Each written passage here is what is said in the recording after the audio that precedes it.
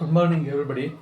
ಈ ಸ್ಕಿಟ್ಟಲ್ಲಿ ನಾನು GST act, KGST act, ಆ ಆ್ಯಕ್ಟ್ ಬಗ್ಗೆ ಸಂಬಂಧಪಟ್ಟಂತೆ ಒಂದು 10 ಚಾಪ್ಟರ್ಗಳನ್ನು ಡೈಲಿ ಕೆಲಸ ಮಾಡ್ತಕ್ಕಂಥ ಡೈಲಿ ಪ್ರೊಫೆಷ್ನಲ್ ಲೈಫಲ್ಲಿ ಆಫೀಷಿಯಲ್ ವರ್ಡ್ಸ್ಗಳನ್ನ ಗಮನದಲ್ಲಿಟ್ಟುಕೊಂಡು ಸೆಲೆಕ್ಟೆಡ್ ಚಾಪ್ಟರ್ಸ್ಗಳಲ್ಲಿ ಸೆಲೆಕ್ಟೆಡ್ ಸೆಕ್ಷನ್ಸ್ಗಳನ್ನು ನಾನು ಆರ್ಟಿಕಲ್ಗಳನ್ನು ಇಲ್ಲಿ ಪ್ರೆಸೆಂಟ್ ಮಾಡೋಕ್ಕೆ ನಾನು ಪ್ರಯತ್ನ ಪಡ್ತಾಯಿದ್ದೀನಿ.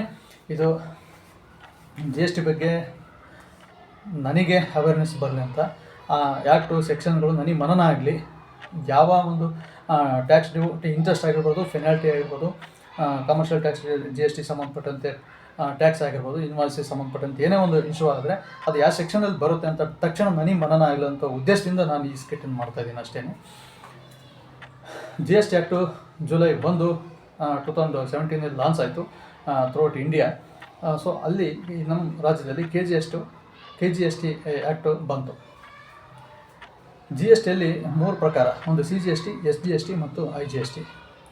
CGST, SGST ಅಂತಪ್ಪ ಅಂದರೆ ಇಂಟರ್ ಸ್ಟೇಟಲ್ಲಿ ಬಿಸ್ನೆಸ್ ಆದಾಗ ಗೂಡ್ಸು ವಿತಿನ್ ಸ್ಟೇಟ್ ಒಳಗೆ ಕ್ರಯ ವಿಕ್ರಯ ಆದರೆ ಅದು CGSTಗೆ ಟ್ಯಾಕ್ಸ್ ಹೋದರೆ, ಅದು ಸೆಂಟ್ರಲ್ ಗೌರ್ಮೆಂಟಿಗೆ ಟ್ಯಾಕ್ಸ್ ಹೋದರೆ ಅದು CGST, ಸ್ಟೇಟ್ ಗೌರ್ಮೆಂಟ್ಗೆ ಟ್ಯಾಕ್ಸ್ ಹೋದರೆ ಅದು SGST. ಇನ್ ಕೇಸ್ ಇಲ್ಲಿ ಕರ್ನಾಟಕದಲ್ಲಿ ಪ್ರೊಡಕ್ಟ್ ಆಗಿರ್ತಕ್ಕಂಥ ಗೂಡ್ಸು ಬೇರೆ ಸ್ಟೇಟಿಗೆ, ಔಟ್ ಆಫ್ ಸ್ಟೇಟಿಗೆ, ನೈಗೋಬರ್ ಸ್ಟೇಟ್ ಆಗಿರ್ಬೋದು, ವಿತಿನ್ ನೇಷನ್ನಲ್ಲಿ ಕರ್ನಾಟಕ ರಾಜ್ಯ ಬಿಟ್ಟು ಬೇರೆ ರಾಜ್ಯಕ್ಕೆ ಅದು ಮಾರಾಟ ಆದರೆ, ಕ್ರಯ ವಿಕ್ರಯಗೊಂಡ್ರೆ, ಗೂಡ್ಸು ಸಪ್ಲೈ ಆದರೆ, ಅಲ್ಲಿ ವ್ಯಾಪಾರ ಆದರೆ, ಬೇರೆ ರಾಜ್ಯದಲ್ಲಿ ಹೋಗಿ ಮಾರಾಟ ಆದರೆ ಅದು IGST ಆಗುತ್ತೆ. ಅದು integrated goods and service tax ಆಗುತ್ತೆ, IGST ಆಗುತ್ತೆ. ಇನ್ನು ಸೆಸ್ ಅಂತ ಇದೆ, ಅದ್ರ ಬಗ್ಗೆ ನಾನು ಇಲ್ಲಿ ವಿವರವಾಗಿ ಹೇಳಲ್ಲ. ಇನ್ನು ಸೆಕ್ಷನ್ಸ್ಗಳಿಗೆ ಬರ್ತೀನಿ. ಸೊ GST ಆ್ಯಕ್ಟ್ ಇದಕ್ಕಿಂತ ಪೂರ್ವದಲ್ಲಿ KST ಇತ್ತು, ಮತ್ತು ಅನಂತರ ವ್ಯಾಟ್ ಬಂತು. ಫಸ್ಟು CST ಇತ್ತು. 1947 ಸ್ವಾತಂತ್ರ್ಯ ಬಂದಾಗ 47ರಿಂದ 56ವರೆಗೆ CST ಇತ್ತು. 56ರಿಂದ 2003ವರೆಗೆ KST ಇತ್ತು. 2003ರಿಂದ 17ರವರೆಗೆ ವ್ಯಾಟ್ ಇತ್ತು. 17ರಿಂದ GST ಬಂದಿದೆ. ಸೊ ಇದೇ ಪರ್ಮನೆಂಟ್ ಆಗ್ಬೋದು ಅಂತಕ್ಕಂಥ ನನ್ನ ಭಾವನೆ. So KGST act, Karnataka goods and service tax act 2017ನಲ್ಲಿ ಸೆಲೆಕ್ಟೆಡ್ ಸೆಕ್ಷನ್ಸ್ಗಳನ್ನು ಹೇಳ್ತೀನಿ. ನಾನು ಇಲ್ಲಿ ಚಾಪ್ಟರ್ಸ್ಗಳನ್ನು ಮೆನ್ಷನ್ ಮಾಡಲ್ಲ.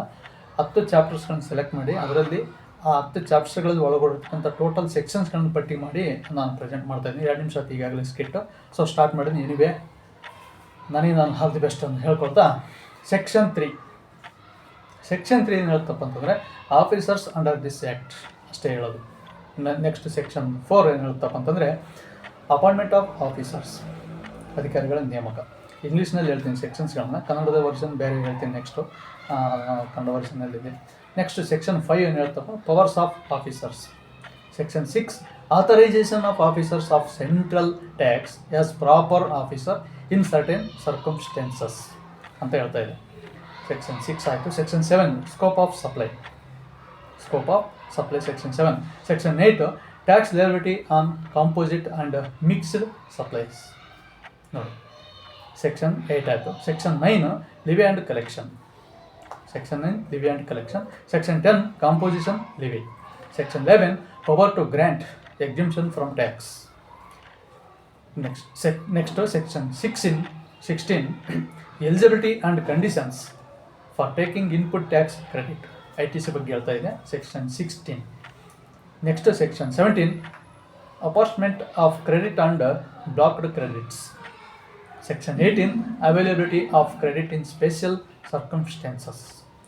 Section 19 taking input tax credit in respect of inputs and capital goods scent for job work ಅಂತ ಹೇಳ್ತಾ ಇದೆ. ಸೆಕ್ಷನ್ 19 ಆಯಿತು. Section 20 manners of distribution of credit by input service distributor. Section 20 ಆಯಿತು. Section 21 manners of recovery of credit distributed in excess ಅಂತ ಹೇಳ್ತಾ ಇದೆ. Section 21 ಆಯಿತು. Next section 31ಗೆ ಹೋಗ್ತಾ ಇದ್ದೀನಿ ನಾನು ಡೈರೆಕ್ಟಾಗಿ. ಪ್ರಮುಖವಾದ ಸೆಕ್ಷನ್ಸ್ ನನ್ನ ದೃಷ್ಟಿಯಲ್ಲಿ ಮಾಡಿರ್ತಕ್ಕಂಥದ್ದು ಅಷ್ಟೇ. ನಾನೇನು ಇದರಲ್ಲಿ ಸರ್ವ ಪ್ರಕಾಂಡ ಪಂಡಿತ ಅಲ್ಲ, ನಾನೇನು ದೊಡ್ಡ ಮಾಸ್ಟ್ರಿ ಅಲ್ಲ. ಸೆಕ್ಷನ್ 31 ಏನು ಹೇಳ್ತಾ ಇದೆ, tax invoice. Section 32 prohibition of unauthorised collection of tax. Next section 33 amount of tax to be indicated in tax invoice and other documents ಅಂತ ಹೇಳ್ತಾ ಇದೆ. Section 34 credit and debit notes. 35 accounts and other records. 36 period of retention of accounts.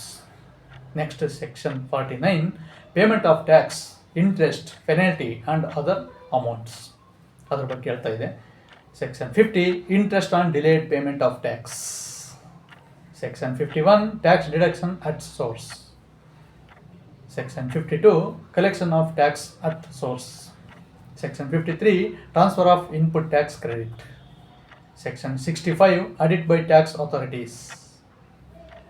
Section 66, special audit. Section 67, power of inspection, search and seizure. Important ನೋಡಿ section ಇದು. ಇನ್ಸ್ಪೆಕ್ಷನ್ಗೆ responsibility ಕೊಟ್ಟಿರೋದು, ಆಮೇಲೆ search ಮಾಡೋದು, ಅನಂತರ Caesar ಮಾಡೋದು. 67. Section 68, inspection of goods in movement. Section 69, very important, power of arrest. When tax interest penalty due to the government by the taxpayer, in the time that the taxpayer arrested can arrest by the authority, officer authority, by the department, by the government anyway. Section 69 very important. Tax due ಇದ್ದಾಗ ತೆರಿಗೆದಾತರನ್ನು arrest ಮಾಡ್ಬೋದಲ್ಲ, ಮಾಡಲೇಬೇಕು. ಕಾನೂನು ಹೇಳೋದು ಅದೇನೆ. ತೆರಿಗೆ ಬಾಕಿ ಇದೆ ಅಂದ್ರೆ ಅರೆಸ್ಟ್, ಕಟ್ಟಲ್ಲ ಅನ್ನೋಂಥವ್ರು ಅರೆಸ್ಟ್ ಮಾಡಲೇಬೇಕು. ಕಟ್ಟಿದ ಮೇಲೆ ಬಿಡಬೇಕು ಹೊರಗೆ ಅಷ್ಟೇ. ತೆರಿಗೆ ಬಾಕಿ ಕಟ್ಟಿದ ಮೇಲೆ ಬಿಡಬೇಕು, ಕಟ್ಟಿಸ್ಲೇಬೇಕಲ್ಲ, ಗೌರ್ಮೆಂಟಿಗೆ ಕಟ್ಟಿಸ್ಲೇಬೇಕಲ್ಲ. ಇಂಟ್ರೆಸ್ಟ್ ಆಗಿರಲಿ, ಟ್ಯಾಕ್ಸ್ ಆಗಿರಲಿ, ಪೆನಾಲ್ಟಿ ಆಗಿರಲಿ, ಗೌರ್ಮೆಂಟಿಗೆ ಕಟ್ಟಲೇಬೇಕಲ್ಲ. ಟ್ಯಾಕ್ಸ್ ಡ್ಯೂ ಇದ್ರೆ ಗೌರ್ಮೆಂಟ್ ಬಿಸ್ನೆಸ್ ಮಾಡಲಿ, ಗೌರ್ಮೆಂಟಿಗೆ ಕಟ್ಟೋ ಟ್ಯಾಕ್ಸ್ ಗೌರ್ಮೆಂಟಿಗೆ ಕಟ್ಟಿ ಬಿಸ್ನೆಸ್ ಮಾಡಲಿ, ಬೇಡ ಅಂತಿಲ್ಲ. ನಾನು ಟ್ಯಾಕ್ಸ್ ಕಟ್ಟಲ್ಲ, ಗೌರ್ಮೆಂಟಿಗೆ ಬರೀ ಬಿಸ್ನೆಸ್ ಮಾಡ್ಕೊಂಡು ಬಂದಿರೋ ಲಾಭಲ್ಲ ನಾನು ತಾಂತೀನಿ, ಇಂಟ್ರೆಸ್ಟ್ ಕಟ್ಟಲ್ಲ, ಟ್ಯಾಕ್ಸ್ ಕಟ್ಟಲ್ಲ, ಪೆನಾಲ್ಟಿ ಕಟ್ಟಲ್ಲ, ಏನು ಕಟ್ಟಲ್ಲ, ವ್ಯಾಪಾರದಲ್ಲಿ ನಾನೇ ತಾಂತೀನಿ ಅಂದ್ರೆ ಮತ್ತೆ ಅರೆಸ್ಟ್ ಆಗ್ತಾನೆ. ಅದು ಇದನ್ನ ಹೇಳ್ತಕ್ಕಂಥ ಸೆಕ್ಷನ್ 69. ಕಟ್ಟಲೇಬೇಕು, ಗೌರ್ಮೆಂಟಿಗೆ ಕಟ್ಟೋದು ಕಟ್ಟಲೇಬೇಕು. ಅದು ಗೌರ್ಮೆಂಟಿಂದ, ಟ್ಯಾಕ್ಸಿಂದ, ಪೆನಾಲ್ಟಿಯಿಂದ, ಇಂಟ್ರೆಸ್ಟಿಂದ ಯಾರು ತಪ್ಪಿಸ್ಕೊಳ್ಳೋಕೆ ಸಾಧ್ಯ ಇಲ್ಲ. Even government servants, staff, employees and also political representatives and also any way. ಅದಕ್ಕೆ ಹೇಳ್ತಾರೆ ಇವತ್ತಿನ ರೂಲರ್ಸ್ಗಳು ರಾಜಕೀಯ ಕ್ಷೇತ್ರದಲ್ಲಿ I am also server of state, server of nation, server of public, server of democratic, ಸೇವಕ, ಕೆಲಸಗಾರ ಅಂತ ಏನೆಲ್ಲ ವರ್ಡ್ಗಳನ್ನ ಬಳಕೆ ಮಾಡ್ಕೊಳ್ತಾ ಇದ್ದಾರೆ. ಟಾಪಿಕ್ ಆ ಕಡೆ ಬೇಡ. ಸೆಕ್ಷನ್ 70 ಏನು ಹೇಳ್ತಾ ಇದೆ, power to summon persons to give evidence and produce documents ಅಂತ ಹೇಳ್ತಾ ಇದೆ. ನೋಡಿ, ಸೆಕ್ಷನ್ 70 ಆಯಿತು. ಸೆಕ್ಷನ್ 70ವರೆಗೆ ನಾನು ಪ್ರೆಸೆಂಟ್ ಮಾಡಿದೆ. ಸೆಕ್ಷನ್ 70ವರೆಗೆ ನಾನು ಪ್ರೆಸೆಂಟ್ ಮಾಡಿದೆ. ನೆಕ್ಸ್ಟು ಮುಂದಿನ ಸೆಕ್ಷನ್ಗಳಿಗೆ ನಾನು ಹೋಗ್ತಾ ಇದ್ದೀನಿ. KGST ಆ್ಯಕ್ಟಲ್ಲಿ ಮುಂದಿನ ಸೆಕ್ಷನ್ಗಳಿಗೆ ನಾನು ಹೋಗ್ತಾ ಇದ್ದೀನಿ. 70 ಆಯಿತು, ಸೆಕ್ಷನ್ 70 ಆಯಿತು, ಸೆಕ್ಷನ್ 70 ಆಯಿತು. ನಂತರ ಮುಂದಿನ ನಾನು ಸೆಕ್ಷನ್ಸ್ಗಳಿಗೆ ಹೋಗ್ತಾ ಇದ್ದೀನಿ. Section 71 next. ಸೆಕ್ಷನ್ 71 ಏನು ಹೇಳ್ತಾ ಇದೆ ಅದರ ಬಗ್ಗೆ ನಾನು ಈಗ ನೋಡ್ತಾ ಇದ್ದೀನಿ. ಸೆಕ್ಷನ್ 71 ಏನು ಹೇಳ್ತಾ ಇದೆಯಪ್ಪ ಅಂತಂದರೆ, ಅಕ್ಸೆಸ್. ಸೆಕ್ಷನ್ 71 ಏನು ಹೇಳ್ತಿದೆ, ಅಕ್ಸೆಸ್ ಟು ಬಿಸಿನೆಸ್ ಪ್ರೊಮೈಸಸ್ ಅಂತ ಹೇಳ್ತಾ ಇದೆ. Section 71, access to business premises. 72, officers to assist proper officer. 72 ಆಯಿತು. ಕೆಲವೊಂದು ಸೆಕ್ಷನ್ಗಳು ಸಬ್ಸೆಕ್ಷನ್ಸ್ಗಳು ಬರ್ತವೆ,